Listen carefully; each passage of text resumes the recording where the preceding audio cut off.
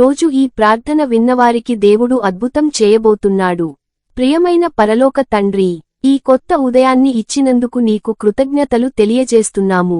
ఈ రోజు మా జీవితాలలో నీవు చేసే అద్భుత కార్యాలకు మేము ఎదురుచూస్తున్నాము. ప్రభువా, ఈ ప్రార్థన వినే ప్రతి ఒక్కరిని నీవు ఆశీర్వదించుము. వారి జీవితాలలో ఉన్న ప్రతి బాధను, ప్రతి కష్టాన్ని తొలగించుము.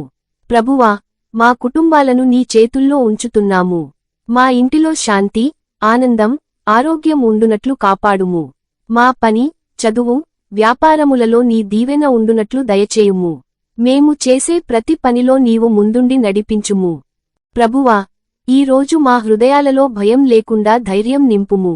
నిరాశలో ఉన్న వారికి ఆశను ఇవ్వుము. బలహీనులైన వారికి బలాన్ని ఇవ్వుము. అనారోగ్యంతో ఉన్నవారికి స్వస్థత ఇవ్వుము. ప్రభువా, ఈ రోజు మేము కలిసే ప్రతి మనిషితో ప్రేమగా మాట్లాడే హృదయాన్ని మాకు ఇవ్వుము.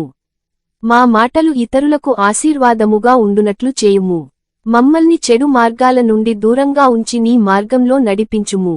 ప్రభువా, ఈ ప్రార్థన వింటున్న ప్రతి ఒక్కరి జీవితంలో నీవు గొప్ప కార్యాలు చేయుము. వారి కన్నీళ్లను ఆనందంగా మార్చుము. వారి సమస్యలకు పరిష్కారం ఇవ్వుము. వారి ఇంటిని నీ దీవెనలతో నింపుము.